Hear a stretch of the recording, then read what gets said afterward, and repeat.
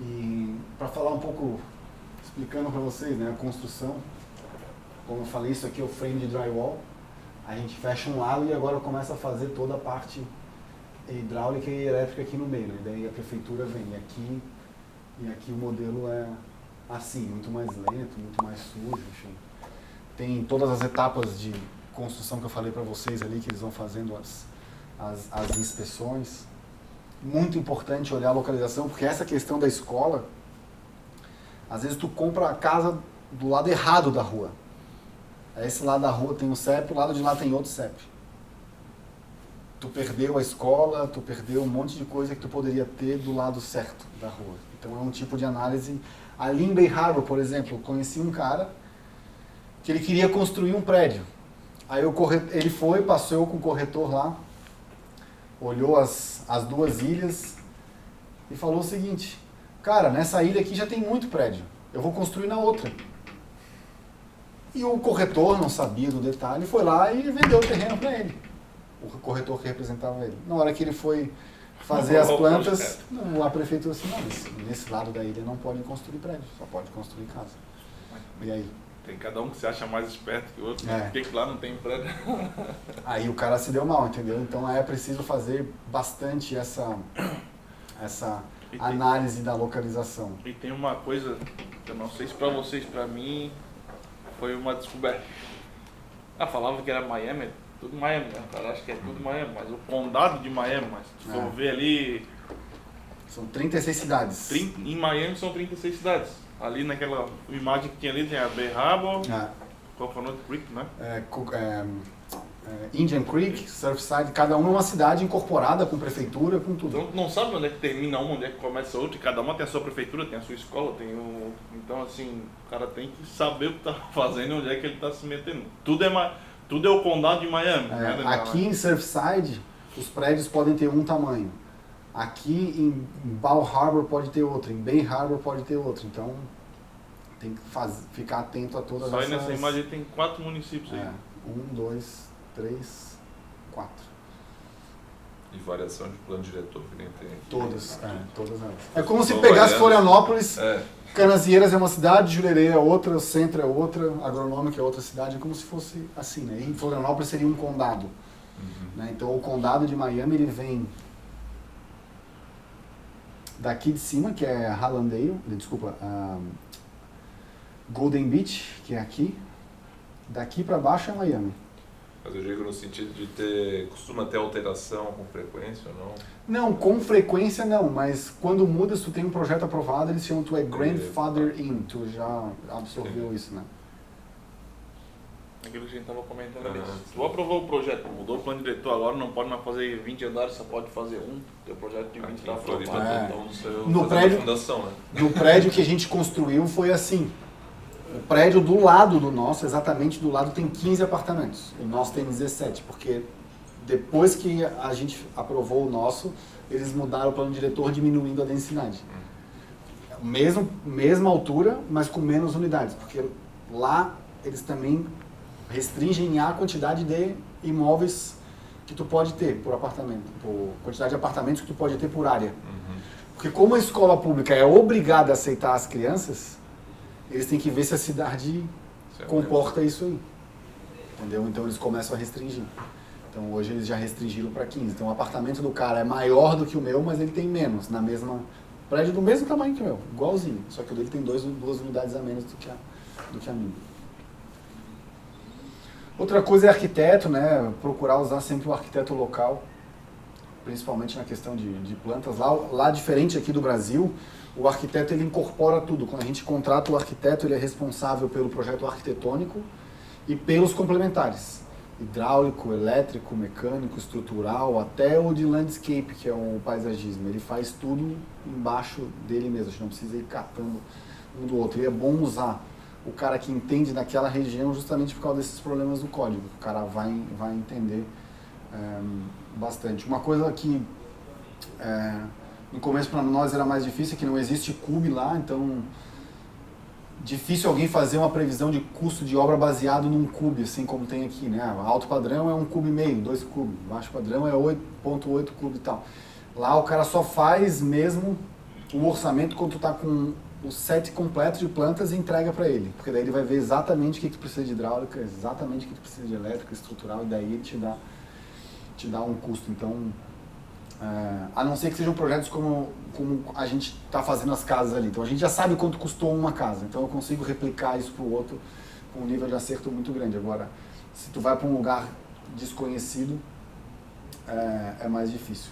Outro ponto é que lá é bem legal o General Contractor. O empreiteiro aqui, o peão de obra vira empreiteiro e monta uma empreiteira. Lá o General Contractor ele precisa fazer uma prova para ser licenciado para poder executar a obra. Então ele não precisa ser engenheiro, não precisa ser nada, ele só precisa passar nessa prova, que é uma prova bem difícil, uma prova que é feita com consulta, inclusive, dura um dia inteiro, e é o cara que se torna licenciado para executar uma obra para outras pessoas de forma remunerada. Se eu sou o dono do terreno e eu quero ser o meu próprio empreiteiro, eu posso, né? Mas todo mundo que eu contratar abaixo de mim, o cara que vai fazer elétrica, hidráulica, eles têm que ter as licenças dele registradas na cidade. Mas eu posso atuar como empreiteiro para mim mesmo. Mas eu não posso atuar como empreiteiro por um terceiro se eu não tiver licença, né? E normalmente o contrato que se faz com o General Contractor são de um desses 3 tipos. Ou um valor fixo, né? O cara vai pegar todas as plantas e vai te falar assim, ó, para construir essa casa eu vou te cobrar $2 milhões, e o risco fica para ele. Se der a mais ou a menos, o risco, o bônus ou o ônus é dele, exceto se houver change order. Change order é qualquer mudança que exista naquele plano. Vamos dizer que durante a execução da obra foi visto que tem um erro no projeto. Aí o arquiteto vai corrigir e ele pode cobrar mais para refazer ou fazer esse projeto de uma forma diferente. Mas quando ele te dá o valor fechado é com base nas plantas que ele tem. Ele pode fazer o cost plus, que é uma taxa, com aqui a taxa de administração, né, o custo mais uma taxa de administração, aí o risco é todo de quem está construindo, do empreendedor. Ou um preço máximo garantido. O General Contractor vai pegar as plantas, vai determinar um preço máximo que aquela obra vai custar, e tudo que custar dali para baixo, aquela economia vai ser dividida entre os dois. 50-50, 60-40, como for. Quando tu vai contratar um General Contractor, é bom ter chama lá um Owner's Rep, que é um cara, um fiscal, como se fosse um auditor, que vai ver se tudo que ele está fazendo, principalmente para quem tem menos experiência, né? Tudo que ele está fazendo realmente está condizendo com aquilo que ele vai te cobrar. Então é mais um fator de segurança que pode ter. Aqui só uma curiosidade, a mão de obra lá representa aproximadamente 30% do custo, né? O resto é equipamento mesmo, justamente porque lá como o processo é mais enxuto, tu precisa de menos gente do que aqui. Cara, ali naquelas casas, para vocês terem ideia, eles botaram o drywall nas 2 casas em 2 dias. Um dia fizeram o andar de baixo, um dia faziam o andar em cima. Mandava foto para eles durante o processo e era realmente bem rápido. A questão do seguro que eu falei, que é bem importante ter. O General Contractor tem que ter o dele, os subcontratados têm que ter o dele, e é bom o empreendedor ainda ter um que cobre o de todo mundo, que é o que a gente chama do wrap around lá, que é um seguro que protege tudo. Se o seguro dessas pessoas falha, tu tem o teu. Então isso aí adiciona de mais 1,5% a 3% do valor da obra. Financiamento é uma coisa lá que é bem interessante. Vale a pena, justamente porque as margens são menores do que aqui. Aqui a gente está acostumado a dobrar o capital, ou ganhar 50%, 80% do valor investido numa obra. Lá isso é muito menor. Como eu falei para vocês ali, numa obra de 2,5 milhões tem 700 mil de lucro. Né? Uma casa que a gente vende por 3,2 milhões tem 700 mil de lucro. Então, quando a margem é muito pequena. Então, como que a gente melhora esse resultado? Em todos os projetos que a gente faz, a gente financia 100% do valor da obra. Então, o terreno a gente compra, todas as taxas e serviços a gente tem o dinheiro no caixa para pagar arquiteto, para pagar IPTU, para pagar tudo, e a parte de obra a gente financia 100%. Então o banco faz isso, a gente manda a medição para ele, que chama PayApp, um documento que vai tudo que a gente executou, e ele libera o dinheiro para nós. Eles costumam financiar até 65% do valor do projeto, que daria o valor da construção, mais ou menos, e eles pedem que a gente tenha todos esses 12 meses de juros do seguro e do IPTU já depositados numa conta, porque ele vai emprestar o dinheiro para nós. Durante a obra a gente paga só os juros, mas ele quer saber se a gente tem o dinheiro para pagar os juros. Né? Então ele fala, tá, tu vai ficar aqui 1 ano, vou te prestar esse dinheiro por 1 ano, me mostra que tu tem os juros para me pagar. Então esse dinheiro dos juros tem que estar lá dentro. E uma coisa que é uma pegadinha, o custo do financiamento vai de 5 a 8, na verdade vai até 10, e às vezes o 10 é melhor do que o 5, vou dar um exemplo. O Banco do Brasil Américas, que financia a obra, ele tem uma taxa de juros baixinha, 5,25 para a construção. Só que para qualquer coisa acima de $1 milhão, ele exige o que tem aqui, que é o seguro de término de obra, que lá chama Performance Bond. Porque ele não quer ter o risco do cara quebrou, alguém tem que continuar aquela obra. Esse seguro custa em média 3% do valor da obra.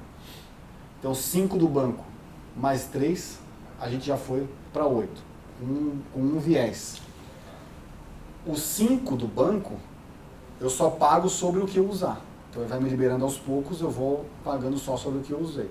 O 3% do seguro é na cabeça sobre o valor total. Então a obra custa 1 milhão, 3% eu já tenho que morrer agora, assim, na frente.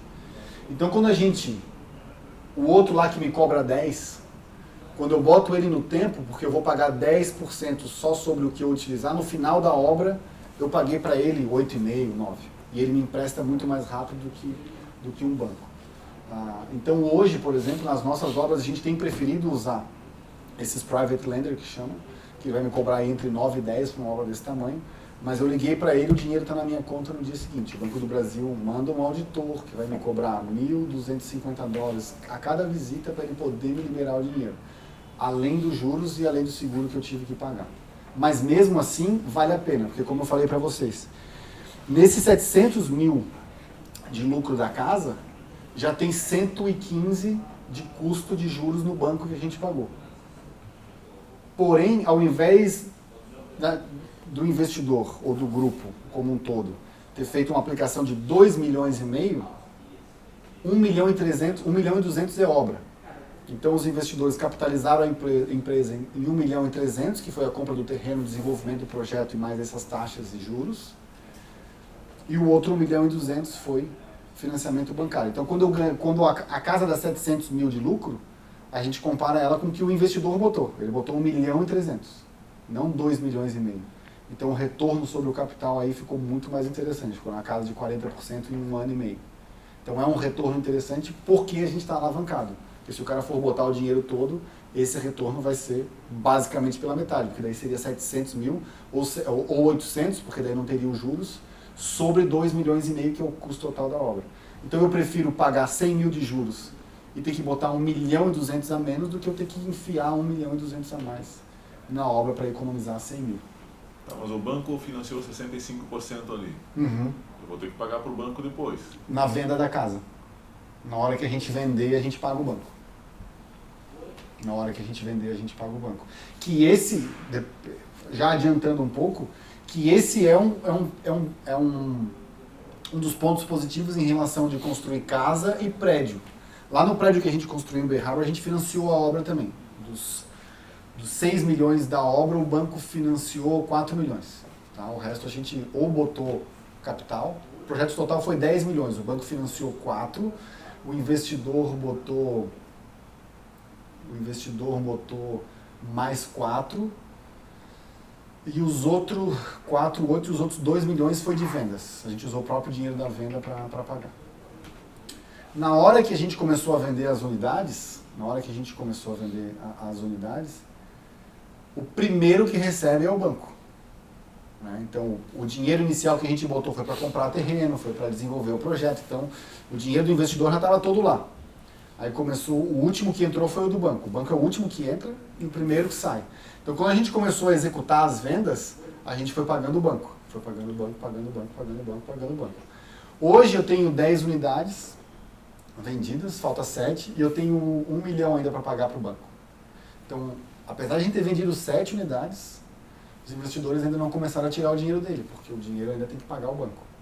Na casa, é uma casa, um financiamento. Eu vendi a casa por 3 milhões e 200, 3 milhões e 100, que seja, dei um desconto para vender. O primeiro que vai receber é o banco, porque lá quando a gente faz o closing na escrituração, o banco já tira a parte dele, o cartório já pega o saldo devedor e já manda para o banco, dos 3 milhões que eu recebi, ele já vai mandar 1.200.000 lá para o banco para pagar a dívida e o saldo vem para mim. Então eu vou receber o valor líquido, então no final eu recebo esse valor líquido. E a casa, assim, eu vendi a casa, paguei o banco, já recebi o dinheiro. O prédio, vendi 1 unidade, paguei o banco. Vendi 2 unidades, paguei o banco. Vendi 3 unidades, paguei o banco. Ou botei o dinheiro na obra ou vendi para o banco, né? Ou paguei o banco. Então hoje, como agora a gente vai distribuir, os investidores vão trocar o financiamento, né? Eles vão financiar os apartamentos por 30 anos com uma taxa de juros pequena. E vão ficar com os imóveis para ele. Mas eu precisaria vender mais 2 apartamentos para quitar o banco. Então 10, 11, 12. Só na 13ª unidade. E isso é para prédio pequeno e para prédio grande. No prédio que tem 100 apartamentos, ele vai ter que vender 70 apartamentos para ele pagar essa primeira etapa. E só quando ele for vender a última parte que ele vai tirar o dinheiro dele para si.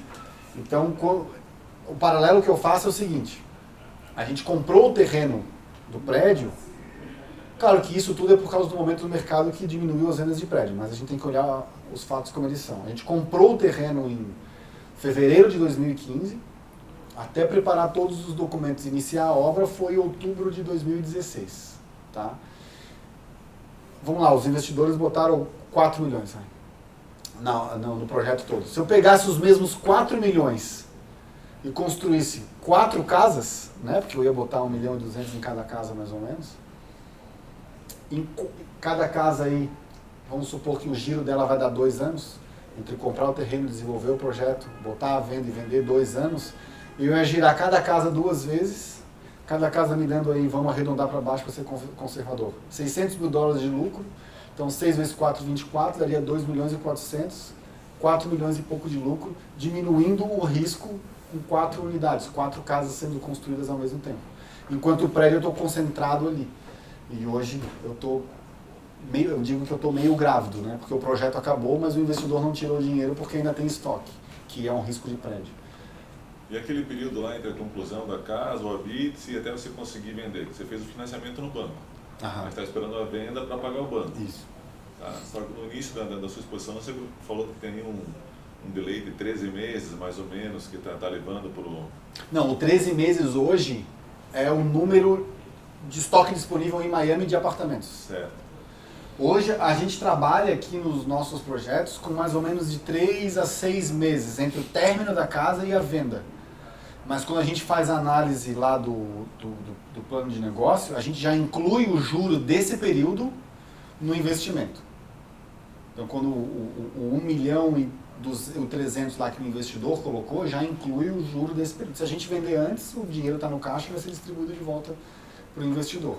E a gente usa esse custo para dar de benefício para o comprador, né? Ou, por exemplo, agora nessas 2 casas. Eu entregando a casa de Lighthouse Point agora em dezembro, eu vou ter que pagar juros para o banco. Enquanto eu não vender, eu estou pagando juros para o banco. Então a minha conta foi o seguinte, cada mês é 10 mil de juros. Então se eu entregar agora em dezembro, eu vou ter mais um mês até o final de ano, $10 mil. Então o que eu fiz com os corretores? Vamos dar 20 mil de bônus para o corretor, que trouxer uma oferta no mês de novembro, que daí eu vou economizar os juros. Aí o que eu pagaria de juros eu pago para o corretor, porque é o corretor que vai me trazer o comprador. Ou se o comprador vir direto até mim, eu dou isso de desconto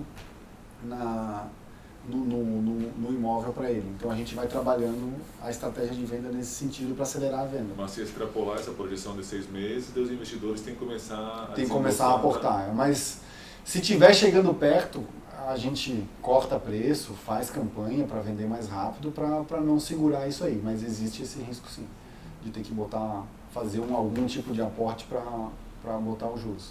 Mas o legal é que ali, naquele sistema do MLS, eu consigo ver o prazo médio de venda das casas. Então a gente trabalha sempre com aquele prazo médio que tem ali, botando sempre um pouco a mais. E a questão dos furacões, né? Que é uma coisa que... Só voltando um pouquinho ali, e existe a possibilidade para não desembolsar de dar mais uma refinanciada no... Pode ser também. Pode. No final da obra a gente trocar o que era o financiamento de obra por um financiamento da casa mesmo ali, né? Como se a gente fosse financiar, como se nós fôssemos um comprador financiando a casa, que daí eu jogo esse financiamento para 30 anos, diminuo a parcela e a gente faz, ao invés de pagar juros, já vai amortizando a dívida ali. Então é uma possibilidade que dá para fazer também. Mas a gente pretende fazer uma estratégia agora bem agressiva para não ficar com esse prazo todo. Furacão é uma coisa que a gente precisa entender que na Flórida existe e a gente se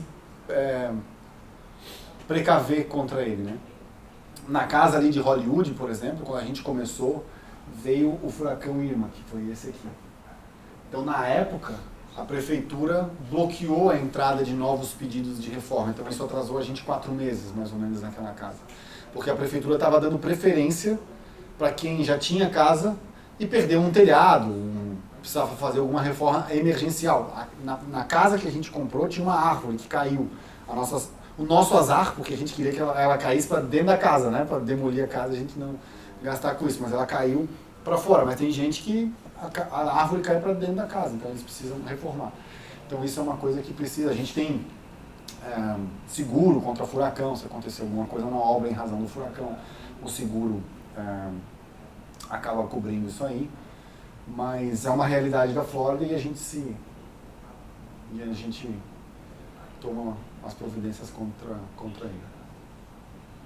Bom, aqui quero passar para vocês a nossa experiência. Eu já passei um pouco, né, as principais, a diferença entre construir um prédio e construir uma casa, né? Eu já falei para vocês que a casa de alto padrão tem o benefício de ter mais gordura para a gente trabalhar, no que diz respeito a preço e a margem de lucro. Aquilo que eu falei, o prédio normalmente dá essa sensação de eu vou vendendo as unidades aos poucos, eu vou me capitalizando. Mas como lá para o investimento valer a pena do ponto de vista financeiro, a gente precisa fazer essa alavancagem bancária, senão a margem é muito pequena. Esse benefício da venda individualizada, ele acaba no prédio sendo pior do que na casa. Porque se eu tivesse montado na época, claro, a gente não sabia, a gente estava fazendo o primeiro negócio, e esse é um risco muito grande, né? O maior risco é não saber o que a gente não sabe, né? 5 anos depois a gente aprendeu bastante coisa. Se eu tivesse montado o mesmo grupo de investidores, com o mesmo capital, para construir várias casas dessa aqui numa mesma região, além de eu ter esse benefício de cada casa que eu vendia, o investidor já recuperava uma parte do capital, eu ainda posso, como a gente tem um projeto agora que eu vou apresentar para vocês, construir uma casa moderna, uma casa clássica, uma casa neoclássica, uma casa com outras características. Porque hoje eu tenho 17 apartamentos, mas se o cara não gosta do prédio, ele não vai comprar nenhum nem 17. Né? Se ele não gostar de uma planta, ele quer um quarto a mais, um quarto a menos, eu não tenho para oferecer, ele vai no do vizinho.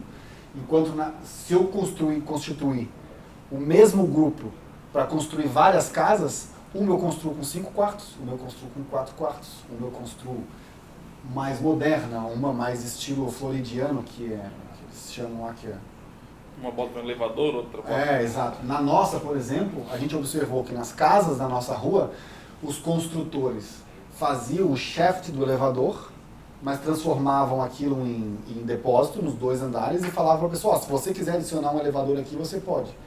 Pô, um elevador custa $45 mil, vamos botar na obra já, porque daí é a diferença entre olhar do cara que está pronta para fazer um elevador, que daí para ele vai custar mais caro, porque ele vai ter que quebrar uma laje, vai ter que contratar a pessoa, puta rolo em casa, e o nosso já tem um elevador, então ele vai preferir nesse sentido a nossa.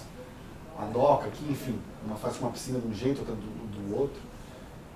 Então esse tipo de mobilidade que eu consigo fazer em várias casas, dentro de uma mesma região, eu captei o cliente, que é a coisa mais difícil, ele não gostou dessa casa, eu vou para outra, eu vou para outra, eu vou para outra.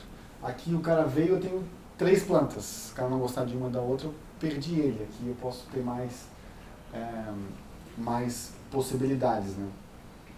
E hoje, falando do ponto de vista do momento que a gente passa, a gente tem um excesso de estoque de prédio e a gente tem um estoque baixo de casa. Então aqui favorece quem vende e lá favorece quem compra.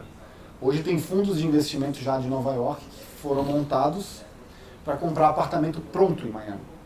Pronto. Ele sabe que ele vai chegar lá com dinheiro e vai conseguir um desconto de 10%, 12%. Enquanto de casa hoje falta o que permite que a gente consiga ter